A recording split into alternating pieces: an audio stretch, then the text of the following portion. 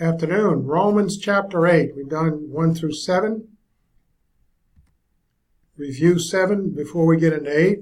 That'll be up to you. I've left something to review there at the beginning of Romans chapter 8. Letter R, and we're all the way down to Romans chapter 8. There's a heavy book, Romans. One you should master as soon as you find yourself capable of studying something in depth like this.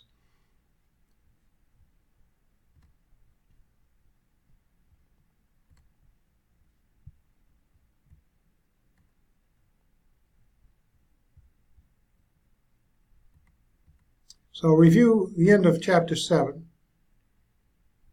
and see where this dovetails right into chapter 8. Verses 1 and 2, we see that there. Take a look at the verses. Since the word rendered therefore in 8:1 leads to a conclusion about previous text, and since previous text in Romans corroborates that all of those in Christ Jesus, all believers, will assuredly be delivered from a body destined for eternal death to one for eternal life, hence believers are not subject to eternal condemnation, and this without the concept of any requirement to walk not by the flesh, but by the Spirit. And since the concept of daily judgment of the believer has not been in view, then both concepts must be ruled out in the text of 8:1. So you can look at the excerpts from chapters 3, 6, and 7, which you can do at your leisure, or we'll skip to the next section, which is Romans chapter 8, 1 and 2. Take a look at the verses. In view of verse 8:2, we can conclude that the word condemnation in verse 8:1 means that the believer is no longer under eternal condemnation, as opposed to temporal condemnation or loss of fellowship with God, and this without strings attached, such as having to walk by the Spirit, being commanded to do that. If you don't, you're still not under God's eternal condemnation.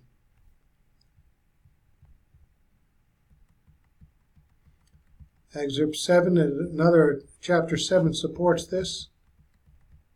Paul overlaps so much that we can confirm lots of things. And in 6, supportive of this. Lots of things to review to move on. Additional phrases to verse 8:1 found in some manuscripts and translations are also ruled out as copyist errors due to better manuscript evidence, earlier and more reliable. So, 8:1, there is therefore now no eternal condemnation to them that are in Christ Jesus. That's the end of the verse. Some say, who do not walk according to the flesh, but according to the Spirit. But that occurs in verse 4. Read this carefully. Romans 8, 3-4. For what the law was not able to do, in that it was weak through the flesh, God, his own Son, having sent in the likeness of sinful flesh, and for sin did condemn sin in the flesh. So, the law is powerless due to the sin nature within all men to accomplish a key purpose, to have its righteousness requirements fulfilled in men's life. It just made men conscious of sin, which we reviewed in chapter 7. We can go over that again. Lots to review. So in view, in 8:3, is the weakness of the law through the flesh to accomplish a key purpose of the law, to condemn, judge, and sentence sin in the flesh so that men might walk according to the righteousness of the law. That didn't motivate men at all. So God did it. He sent his own Son in the likeness of sinful flesh without intrinsic sinfulness, and for God did judge sin. For sin did judge sin, and did pay the penalty for it in his humanity, providing the means by which man can now evidence righteous godly behavior by becoming in Christ Jesus and walking not according to flesh but according to the Spirit. We have that possibility. But God's grace gets us through no matter what. Moving on down, we have a lot of corroboration here. Now the Trinity is in view. God the Father sent his own Son, the Son of God, to fulfill the righteous purpose of the law, so that the believers can accomplish the law's purpose by walking according to God, the Holy Spirit. Interesting. Each one has to be God. They have the authority of God to do what it says here. Romans 8, 5-6. For those who are according to the flesh, the things of the flesh do mind, and those according to the Spirit, the things of the Spirit do mind. For the mind of the flesh is death, and the mind of the Spirit life and peace. So, a comment on that. The law was not able to accomplish its purpose of having individuals walk according to God's righteousness because of the principle that those according to flesh, i.e. unbelievers, only mind the things of the flesh, which equals sin, excluding righteousness altogether. But those according to Spirit, believers, the things of the Spirit do mind. Hence God accomplished this purpose of the law through his condemnation, judgment, and sentencing of sin through his Son in the likeness of sinful flesh, but not in the actuality of it, in those who are believers in the Son who walk according to the Spirit.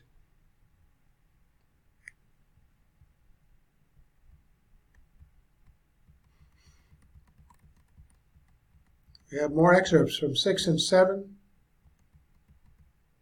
Support this.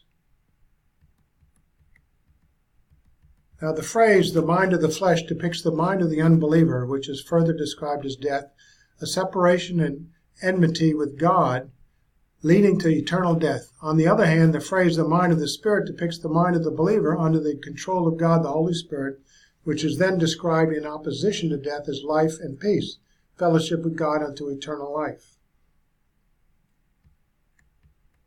Romans 8, 7-8. The crux of the matter of why the law is powerless to fulfill its righteous requirement in mankind is within the nature of man himself.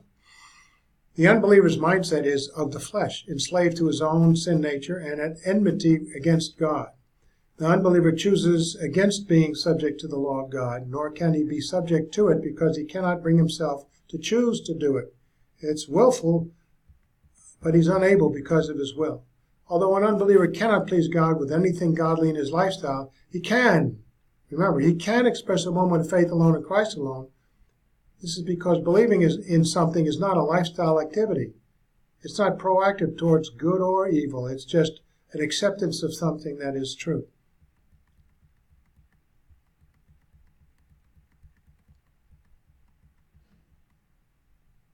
Individuals who repeatedly would not believe in Jesus Christ, even after witnessing his miracles, God made it so their eyes were blinded and their hearts were deadened, so that they could neither see nor understand because they would not turn to God and believe. Willful. So man has the capacity to obey God and understand what he has said, but his sinful nature has turned his will totally against the exercise of that capacity. So man is held accountable, even when he does not believe. Verse 9, believers by definition are indwelt by the Spirit of God, of Christ, hence are led, controlled by the Spirit, and belong to Jesus Christ. Believers are no longer controlled by the sin nature. Anyone who does not have the Spirit of Christ does not belong to Christ, i.e. is not a believer. Nevertheless, in Romans 6, the believer can turn around and willfully put himself under the control of the sin nature. But it's not absolute. He can always turn to God and break out of that control.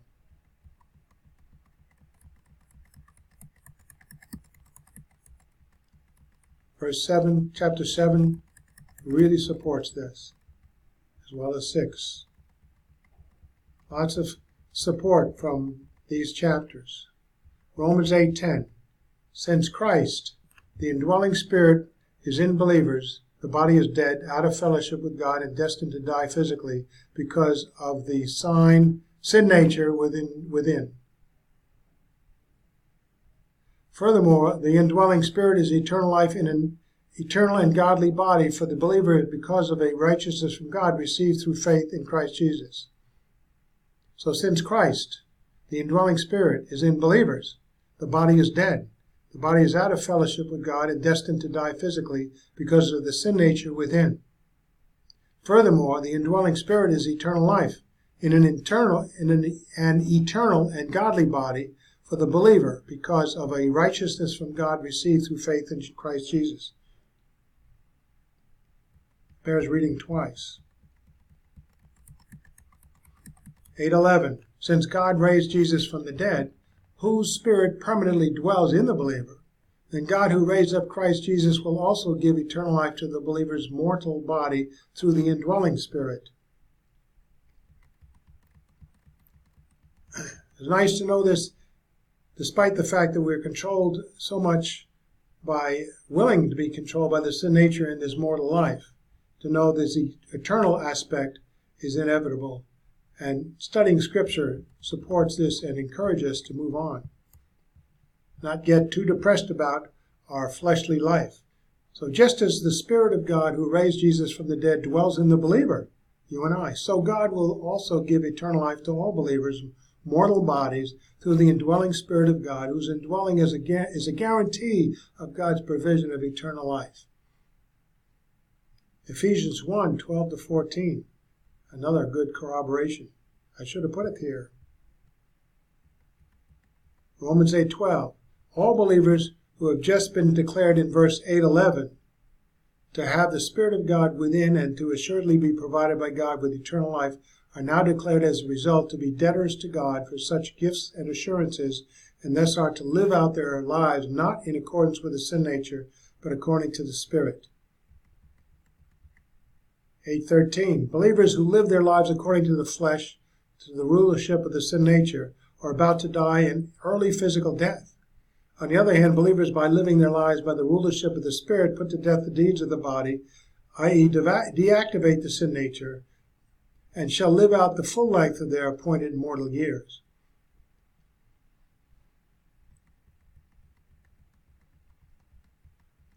Excerpts from chapters 6 and 7 support this.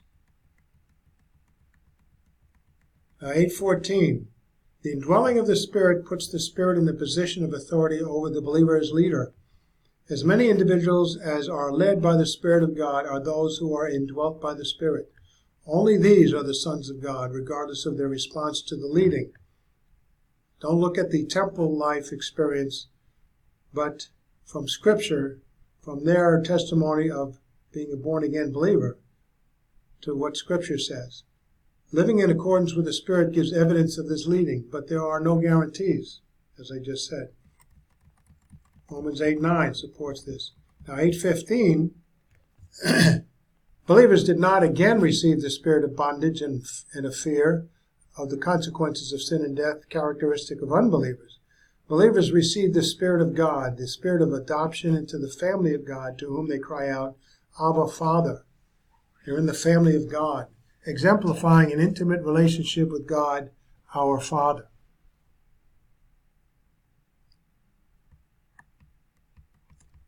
And the believer was previously stipulated as a slave to God in the sovereign rule of his righteousness. This does not conflict with being in a family relationship with Abba, Father, God. Chapter 6 supports this. 8:16, the Spirit of God testifies with the believer's redeemed human spirit to God the Father that we are God's children. We may tend to block that, allowing the sin nature to control our lives here and there. But getting back to Scripture, we find that we are God's children. John chapter 1, 12-14 testifies to this. Also Galatians 4:6, because you are sons, God has sent forth the Spirit of His Son into our hearts, crying, Abba, Father. 8:17, if we are children of God, then we are heirs of God, to receive an inheritance from God, beginning with eternal life and sharing in His glory. Furthermore, we can even be joint heirs with Christ if we suffer with Him on account of righteousness, so that we may be glorified with Him when He comes again.